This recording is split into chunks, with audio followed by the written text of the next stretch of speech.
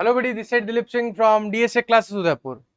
तो सर, कल की वीडियो के अंदर अपन ने क्या बात की थी? तो कल की वीडियो के अंदर आपने chapter number second business studies का स्टार्ट किया था। उसके अंदर अपन ने क्या क्या बात की थी?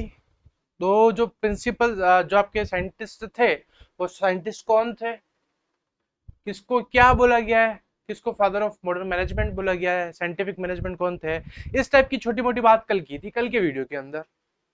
और उसके अलावा अपन ने कुछ प्रिंसिपल्स पढ़े थे, कुछ 4 5 प्रिंसिपल्स भी अपन ने पढ़ लिए थे। आई होप कि उन प्रिंसिपल्स को आपने अच्छे से पढ़ लिया हो। जितना उसके अंदर कंटेंट बता रखा है, बस उसके ऊपर ही अगर आपने फोकस किया है तो बेटा सफिशियंट है। वो क्या है? सफिशियंट है। चलते हैं आगे और बढ़ते हैं। ठीक है, हेनरी फ्यूल के 14 प्रिंसिपल अपन पढ़ रहे थे। इसके अंदर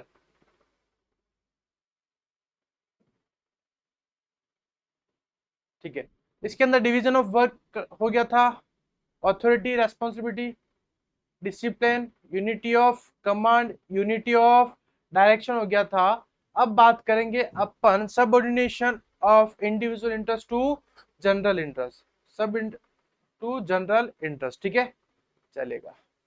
subordination of individual interest to general interest का क्या मतलब होता है, तो एक बार पढ़ लेते हैं और फिर मैं अपने है लैंग्वेज में एक्सप्लेन करता हूं। अकॉर्डिंग टू दिस प्रिंसिपल, देखो बेटा ये जो लाइन है, ये अपने को सब में कोट करना है, ये सब में लिखना है। According to this principle, individual goal, क्या लिख रखा है? Individual goals must be sacrificed for the achievement of organizational goal. The goal of individual must be directed towards the achievement of organizational goal. ठीक है, manager must make all decision in the interest of the organizational, not their personal interest, not their personal interest. This also improves coordination between the individual and organisation goal. ठीक है, यानी कि subordination of individual interest to general interest का मतलब बताया गया है कि आपको बेटा आपके ऑर्गेनाइजेशन के अंदर आपका खुद का बेनिफिट नहीं देखना है। तो सर, आपका खुद का बेनिफिट नहीं देखना तो किसका बेनिफिट देखना है? तो बेटा ध्यान रखना, क्या रखना? थोड़ा सा ध्यान रखना। और ध्यान क्या रखना है? ध्यान इस बात का रखना है कि आपको आपके ऑर्गेनाइजेशनल का जो गोल है, आपके ऑर्गेनाइजेशन का गोल है, उस गोल की तरफ अपने को बढ़कर काम करना है। यानी कि जो टारगेट है, जो विजन है, किसका? क्या आपका? क्या उस कंपनी का? बेटा ना, आपका नहीं देखना है। आपको आपकी कंपनी का जो गोल है, जो विजन है, जो टारगेट है, उस टारगेट को देखना है और उसको देखते हुए आपको काम करना है। और सीधी सी बात है, जब किसी ऑर्गेनाइजेशन के अंदर अगर ऑर्गेनाइजेशन गोल अचीव हो रहा है तो सीधी सी बात है, आप लोगों का भी डेवलपमेंट हो रहा है, आप लोगों का भी डेवलपमेंट हो रहा है। इसको आप ऐसे और समझ सकते हो। एग्जांपल की बात करते हैं कि जैसे आप किसी कंस्ट्रक्शन इंडस्ट्री के अंदर हो, किसके अंदर हो? आप किसी कंस्ट्रक्शन इंडस्ट्री के अंदर हो और आपको बोला गया कि भाई अच्छी क्वालिटी का मटेरियल यूज करके इस ब्रिज को बनाना है, एक पर्टिकुलर ब्रिज को बनाना है। ठीक है सर, तो आपको आपके पास अब दो ऑप्शन है कि तो जो मटेरियल है, आपके जो बड़े भैया है, ठीक है, वो मटेरियल ही सेल करते हैं और एक मार्केट के अंदर भी है। तो आपके बड़े भैया ने बोला कि एक काम करना भाई, तू मेरे को 2 लाख रुपए दे देना और मैं तेरे को मटेरियल दे दूंगा ठीक ठाक क्वालिटी का। और कंपनी से 5 लाख रुपए पास हुए, और लेकिन वही मार्केट के अंदर 4 लाख रुपए ले रहा था, 4 से 4.5 लाख और 5 लाख रुपए ले रहा था। लेकिन उसने बोला कि मैं आप अपना जो मैं मटेरियल दे रहा हूँ उसकी मैं श्योरिटी लेता हूँ। क्या भैया ने दी थी क्या श्योरिटी? नहीं। तो यहाँ पे ये नहीं देखने की बात चलो भैया के भी डेवलपमेंट हो जाएगा, 2 रुपए भैया भी कमा लेंगे, 2 रुपए अपन भी कमा लेंगे, नहीं। ये इंडिविजुअल इंटरेस्ट है, अपने को इंडिविजुअल इंटरेस्ट पे काम नहीं करना है। आपको किस पे ऊपर काम करना है बेटा? आपको काम करना है आपके ऑर्गेनाइजेशन का, यानी कि आपको मटेरियल कहां से लाना है? आपको मार्केट से लाना है, जिसकी वजह से उसका जो गोल होगा वो गोल क्या होगा? अचीव होगा। किसका गोल अचीव होगा? ऑर्गेनाइजेशन का गोल अचीव होगा। तो वो काम करना जिससे कहीं ना कहीं ऑर्गेनाइजेशन का गोल अचीव हो रहा है, आपका जो पर्सनल गोल है वो अचीव हो रहा है, ऐसा काम अपने को नहीं करना। तो वो लिख रखा है, according to this principle individual goal must be sacrificed for the achievement of organizational goal. The goal of individual must be directed towards the achievement of organizational goal. Manager must make all decision in the interest of the organization, not their personal interest. This also improves coordination between individual and organizational goal. ठीक है, अब वॉल्यूशंस की बात कर लेते हैं। अगर इस प्रिंसिपल को फॉलो आउट नहीं करेंगे तो भाई अगर आप पर्सनल गोल के ऊपर ही वर्क करोगे तो सीधी सी बात है, क्या ऑर्गेनाइजेशन का गोल अचीव होगा? तो ऑर्गेनाइजेशन का गोल अचीव नहीं होगा। ठीक है, तो नो अचीवमेंट ऑफ ऑर्गेनाइजेशनल गोल। और सेकंड पॉइंट क्या बता रखा है, even employees will suffer in long run, ठीक है। और सीधी सी बात है, आप भाई आप अगर आपका खुद का पर्सनल इंटरेस्ट देख रहे हो तो आप एक शॉर्ट टर्म तक सर्वाइवल कर सकते हो, लॉन्ग टर्म में कहीं ना कहीं आपको इशू आएगा, लॉन्ग टर्म में बेटा क्या आएगा आपको इशू। तो ये पॉइंट पढ़ा आपने, subordination of individual interest to general interest. I hope कि यहां तक आपको समझ में आ गया होगा। जैसे डायग्राम बता रखा है आपको, जनरल इंटरेस्ट अपने को इन सबके साथ में काम करना है, लेकिन ऐसा नहीं कि खाली अपने को अकेला रह के काम करना है।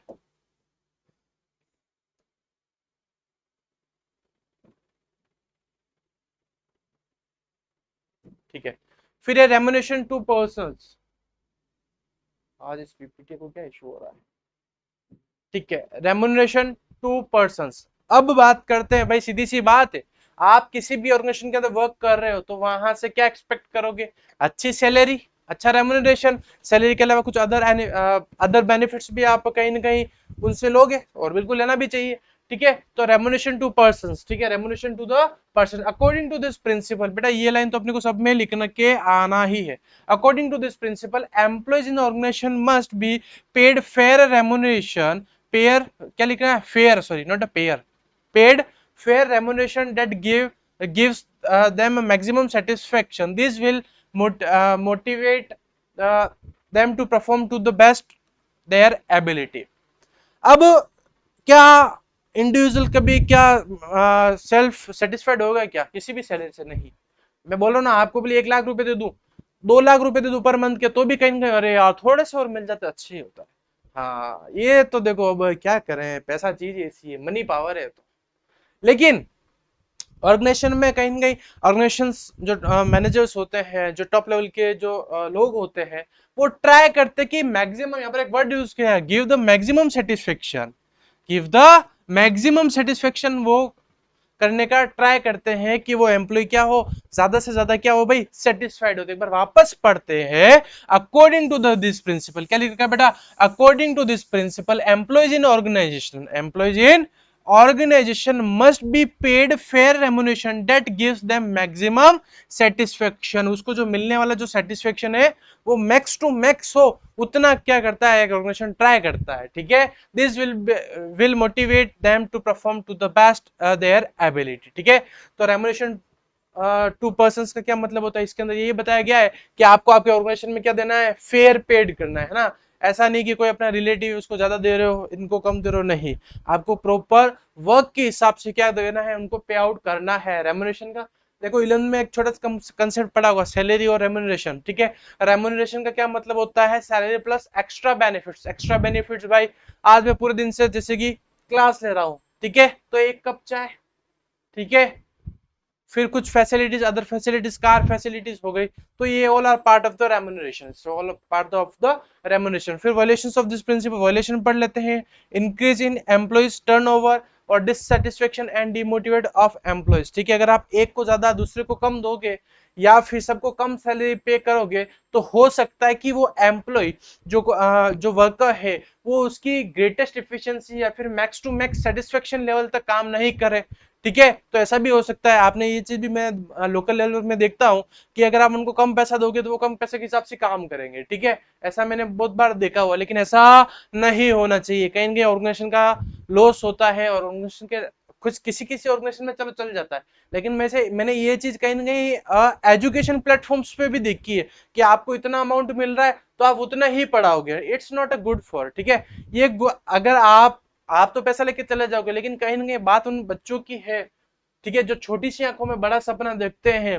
देखो, आप किस घर से बिलोंग करते हो, ठीक है, आप क्या मिडिल क्लास फैमिली से बिलोंग करते हो, या फिर आपका जो बर्थ है, जो जन्म है, किसी मिडिल क्लास या फिर लोअर मिडिल क्लास फैमिली से बिलोंग में हुआ है, ये आपकी गलती नहीं है, ये आपकी गलती नहीं है। आप भी एक छोटा सपना देख सकते हो, छोटी सी आंखों में बड़ा सपना देख सकते हो, और जो आपने सपना देखा उस सपने तक आप काम कर सकते हो। उसके लिए मैं आपके लिए हमेशा तैयार मिलूंगा आप लोगों के लिए। आगे चलते हैं।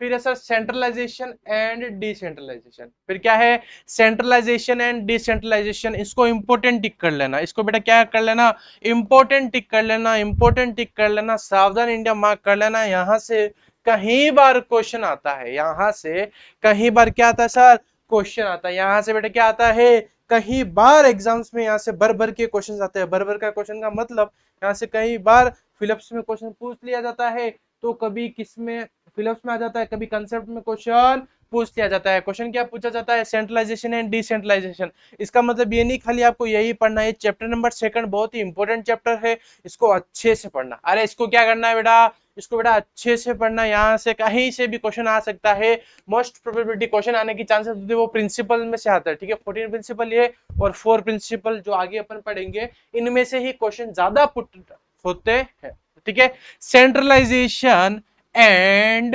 डिसेंट्रलाइजेशन, एक डायग्राम देख लेते हैं। देखो सेंट्रलाइजेशन से आप क्या समझ रहे हो, जो पावर सब एक के हाथ में हो, इट्स नोन एज सेंट्रलाइज, ठीक है। डिसेंट्रलाइज, जब पावर ए से बी से सी से डी से ई से एफ, यानी कि मैं इन जनरली बोलूं तो सेंट्रलाइज, क्या बोला मैंने बेटा, सेंट्रलाइज का मतलब होता है, सेंट्रलाइज का मतलब होता है कि जितनी भी पावर्स है, जब एक इंडिविजुअल के पास में जितनी भी पावर्स होती है उसको बोला जाता है सेंट्रलाइज। और सर जब मैं बात करता हूं डिसेंट्रलाइज या फिर डिसेंट्रलाइजेशन, डिसेंट्रलाइजेशन का मतलब होता है कि जब आप पावर्स को डिस्ट्रीब्यूट करते हो, जब भी पावर्स को डिस्ट्रीब्यूट करते हो तो बेटा उसको क्या बोला जाता है, उसको बोला जाता है डिसेंट्रलाइज। क्या बोला जाता है बेटा, डिसेंट्रलाइज। तो कंफ्यूज होने की जरूरत नहीं है, सेंट्रलाइज पावर सब एक के हाथ में जब पावर्स होती है उसको सेंट्रलाइज बोला जाता है। जब पावर्स को आप डिस्ट्रीब्यूट करते हो तो उसको बोला जाता है बेटा डिसेंट्रलाइज। क्या बोला जाता है, डिसेंट्रलाइज। क्या बोला जाता है, डिसेंट्रलाइज, ठीक है। तो centralisation refer to the concentration of authority or power in a few hands at the top level. Decentralized means the even distribution of power at every level, ठीक है। पावर को क्या करना सर, डिस्ट्रीब्यूशन करना, कहां पर, एवरी लेवल पर। According to Fayol a company must not be completely centralized or completely decentralized, but there must be the combination, there must be combination of both. This leads to achievement of organization goal and reduce the workload of managers. यहाँ पर fail sir है, जो scientist है, जो fail sir है, उन्होंने बोला कि किसी भी ऑर्गेनाइजेशन के अंदर पूरा सेंट्रलाइज भी नहीं होना चाहिए, ये भी एक अच्छी बात नहीं है, और सर पूरी ऑर्गेनाइजेशन में कहीं ना कहीं आपका डिसेंट्रलाइज भी नहीं होनी चाहिए। यानी कि यहाँ बोला कि बैलेंस्ड होना चाहिए, यानी कि दोनों का कॉम्बिनेशन होना चाहिए, दोनों का कॉम्बिनेशन होना चाहिए। और आप कह सकते हो कि कुछ पावर तो आपके, कुछ पावर जो अच्छी, मतलब जो कह सकते हैं कि मीटिंग राउंडिंग टाइप की होती है पावर्स, ठीक है, जिसको आप कह सकते हैं कि आगे ट्रांसफर नहीं कर सकते हो। कुछ ऐसी सीक्रेसी चीजें होती है, जैसे डिफेंस वाली चीजें हो गई, इसको क्या रखना पड़ेगा, आपको सेंट्रलाइज रखना पड़ेगा। और ऐसी पावर जो आप कहीं ना कहीं उसको ट्रांसफर कर सकते हो, उसको लेवल्स के अकॉर्डिंग आप क्या कर सकते हो, उसको ट्रांसफर कर सकते हो, उन पावर्स को बोला जाता है सर डिसेंट्रलाइज। क्या बोला जाता है बेटा, डिसेंट्रलाइज। सर एक बार और वापस बता दो सर, बिल्कुल आपको वापस बता देते हैं। Centralisation refer to the centralise refer to the concentration of authority और power in the few hand, ठीक है। कुछ पावर्स खाली कुछ लोगों के पास में रहती है, उसको क्या बोला जाता है, सेंट्रलाइज। मोस्टली कहां पर रहती है, top level. Decentralisation means even the distribution of powers at every level, जब सब लेवल तक, जब सब लेवल्स तक पावर डिस्ट्रीब्यूट होती है बेटा, उसको क्या बोला जाता है, डिसेंट्रलाइजेशन, ठीक है। ये बता रखा है, वोल्यूशन पढ़ लेते हैं। Complete centralisation will result in delay in decision making, और complete decentralisation will result in misuse of authority. भाई सीधी सी बात है, अगर आप ज्यादा एक्सेस अथॉरिटी दे दोगे तो कहीं ना कहीं उस पावर का क्या होगा बेटा, मिसयूज होगा, उस पावर का क्या होगा बेटा, मिसयूज होगा, ठीक है। तो आई होप कि जो मैं आपको कहना चाह रहा हूं वो आप अच्छे से समझ गए होंगे। अगर क्वेश्चन आ जाए कि explain the term centralisation and decentralisation, तो जितने भी विश्वास बैच के चुन्नू मुन्नू है और जितने भी जो लोग हैं वो आई होप कि यहां तक लिख सकते हैं सेंट्रलाइज क्या होता है, डिसेंट्रलाइज क्या होता है। सर आपको डाउट है, हमको कुछ डाउट आ रहा है, क्या करना पड़ेगा, कुछ नहीं करना आपको। 9462205541, इस पे कांटेक्ट कर लेना, जो भी आपका डाउट है वो आप हमसे पूछ सकते हो। सर विश्वास बेच के अंदर एनरोल करने के लिए क्या करना पड़ेगा? बिल्कुल इजी सा प्रोसेस है, जहां पर रहते हो वहां पर आपको प्रिंटेड नोट्स मिल जाएंगे, ई नोट्स मिल जाएंगे, और बिल्कुल नॉमिनल टू नॉमिनल चार्जेस के अंदर आपको पूरे साल भर पढ़ाया जाएगा। ऐसा नहीं कि खाली सिलेबस तक, नहीं, ये रिकॉर्डिंग है ही आपके पास में, ये फ्रेश रिकॉर्डिंग है बिल्कुल, इसके साथ में live lectures, doubt solving, test series, online offline, ये कुछ सारी सब चीजें हैं जो आपको कहाँ मिलती है, वो सब मिलती है विश्वास पे। ये चैनल कहाँ का है? तो उदयपुर का चैनल है, ठीक है, आप लोगों का चैनल है। आप चाहोगे तो चैनल आगे जाएगा, आप चाहोगे तो चैनल नीचे चला जाएगा, ठीक है। और कमेंट कर जरूर बताना कि आपको समझ में आ रहा है या नहीं आ रहा है, अच्छे से आ रहा है या फिर बेटा बहुत अच्छे से आ रहा है।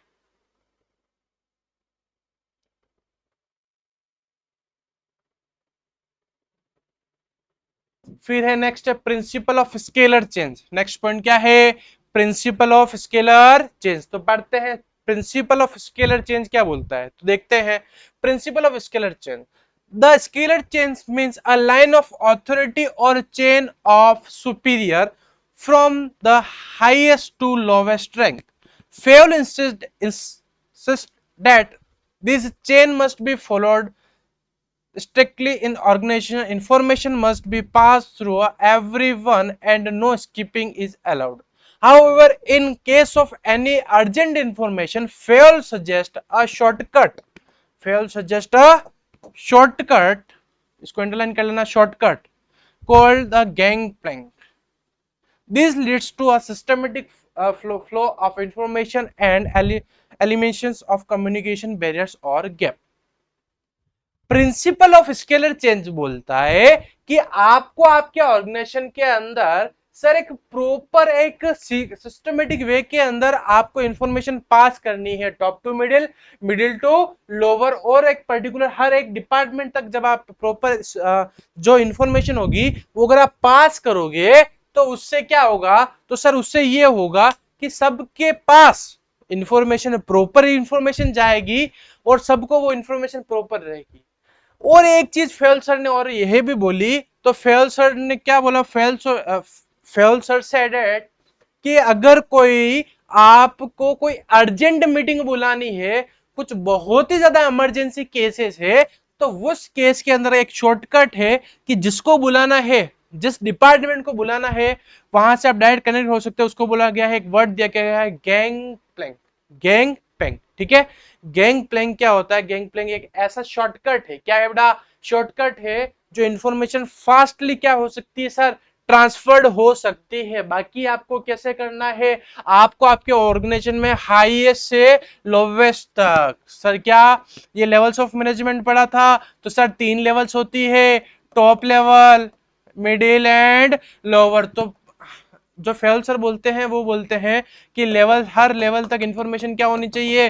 पास होनी चाहिए, जिससे कि कोई भी स्किपिंग नहीं हो, ठीक, कोई भी क्या हो, कोई भी लोग ऐसा नहीं हो जिसके पास में इंफॉर्मेशन नहीं पहुंची हो। तो आई होप कि प्रिंसिपल ऑफ स्केलर चेंज क्या होता है वो आपको समझ में आ गया होगा। वॉल्यूशन ऑफ दिस प्रिंसिपल पढ़ लेते हैं। कम्युनिकेशन गैप, अगर आप प्रॉपर सीक्वेंस फॉलो आउट नहीं करोगे, अगर सीक्वेंस वाइज अगर आपका इंफॉर्मेशन नहीं जाएगी, तो अब लोग बोलते हैं ना, इंजीनियर बोला जाता है कि बात क्या थी उसको बना क्या दी, ठीक है, लोग उसको मसाला लगाते ऐसे बोलते हैं ना, ठीक है, बात तो सिंपल थी लेकिन उसमें अपन क्या कुछ ट्विस्ट डाल देते, कुछ लोगों की हैबिट्स होती है ना बेटा।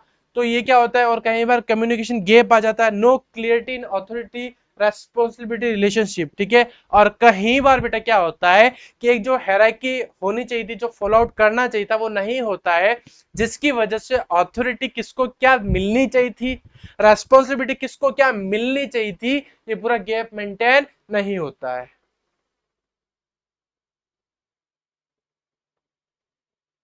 फिर है सर नेक्स्ट पॉइंट, वो है principle of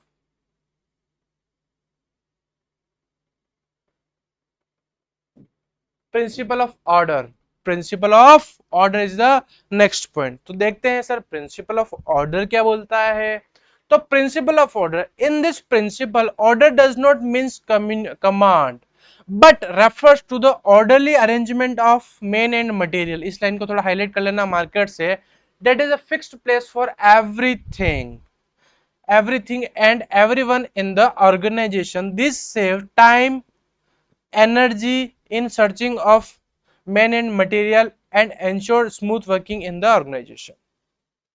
principal of order, principal of order, बेटा प्रिंसिपल ऑफ ऑर्डर का मतलब ये नहीं कि कमांड, यहां लिख रखा है कि प्रिंसिपल ऑफ ऑर्डर का क्या मतलब नहीं है, कमांड मतलब नहीं है।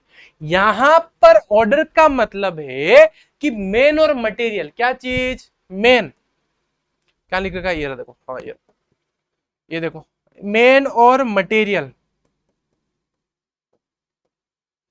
मेन और मटेरियल की प्रॉपर प्लेस होनी चाहिए। जब भी मेन मेन और मटेरियल यानी कि जो वर्कर्स है, उनकी जो एम्प्लॉइज है, उनका प्रॉपर प्लेस है, और जो मटेरियल है, जो टूल्स है, जो टूल्स है, जो मशीन है, अगर उनकी प्रॉपर प्लेस होगी तो कहीं ना कहीं ऑर्गेनाइजेशन के लिए अच्छी चीज है। अच्छी चीज इसलिए है कि फॉर एग्जाम्पल मान लो भैया, अभी मैं आपसे पूछूं कि स्कूल के अंदर म्यूजिक टीचर कहाँ मिलना चाहिए आपको, म्यूजिक क्लास में, ठीक है। अगर अच्छा वो कोई बायो बायो क्लास में क्या करेंगे, पॉसिबल है क्या कुछ, नहीं। भैया कॉमर्स का टीचर है, वो बिजनेस पढ़ा रहा है, इको पढ़ा रहा है, अकाउंट्स पढ़ा रहा है, ठीक है, तो एग्री क्लास में क्या कर रहा है वो, सर सही बात है। यानी कि एक, भाई सीधी सी बात है, कॉमर्स का टीचर है तो कोई पेरेंट्स आएंगे तो डायरेक्ट कॉमर्स क्लास में जाएंगे। अब फॉर एग्जांपल किसी ने देखा कोई एग्रीकल्चर का कोई पेरेंट्स आया तो वो तो यही समझेंगे ना कि एग्रीकल्चर के सर होंगे, लेकिन उनको क्या पता है तो कॉमर्स के सर है। तो इसलिए ध्यान रखना बेटा कि ऑर्गेनाइजेशन के अंदर सबकी एक प्रॉपर प्लेस होनी चाहिए। सबकी अगर प्रॉपर प्लेस होगी तो कोई न्यू एम्प्लॉय जाएगा तो उसको ज्यादा कोई दिक्कत नहीं आएगी। उसको पता है कि ये नाम लगा हुआ है, यहाँ पर ये टैग लगा हुआ है, ये बोर्ड लगा हुआ है, तो वहां पर वही चीज पड़ी होगी तो वहां से वही चीज पिकअप करेगा, ठीक है। तो इसलिए एक चीज आप अपने घर में, अपने मदर है, उन्होंने बिजनेस ये प्रिंसिपल ऑफ मैनेजमेंट नहीं पढ़ा, प्रिंसिपल ऑफ ऑर्डर भी नहीं पढ़ा, लेकिन आप जब स्कूल में तैयार होते, सुबह जल्दी तैयार होते तो कभी कभी कुछ चीजें नहीं मिलती है, तो मम्मी हो सकता है कि किचन में खाना बना रहे हो, तो भी वहां से उनका कैमरा चालू हो जाता है, वो बता देते हैं आपको कि आपके शूज वहां पर पड़े होंगे, ठीक है, आपके जो कह सकते हैं जो बेल्ट है, आई कार्ड है, वो वहां पर है, बिकॉज उन्होंने हर चीज का सिस्टमेटिक एक प्लेस बना रखा है। तो जब हर एक पर्टिकुलर प्रोडक्ट का अगर प्रॉपर प्लेस होगा तो उसकी वजह से क्या होगा, क्लियरिटी रहेगी कि ये चीज है वो वहां पड़ी होगी, ये चीज है जो वहां पड़ी होगी। तो वही बोला गया है प्रिंसिपल ऑफ ऑर्डर। ऑर्डर का मतलब यहां पर कमांड नहीं है, ऑर्डर का मतलब है कि हर चीज का एक प्रॉपर प्लेस होना चाहिए। नेक्स्ट पढ़ते हैं, चलेगा यहां से प्रिंसिपल ऑफ इक्विटी 11 वाला पॉइंट से अपन लेंगे नेक्स्ट क्लास में। आई होप कि आज जो प्रिंसिपल्स पढ़ा है वो समझ में आ गए होंगे, और इसी में भी कुछ भी डाउट हो तो आप जो कमेंट करके बता सकते हैं, और जो मेरा व्हाट्सएप नंबर है उस व्हाट्सएप नंबर पर आपका डाउट सॉल्व कर सकते हैं। Thank you and have a nice day team DSA.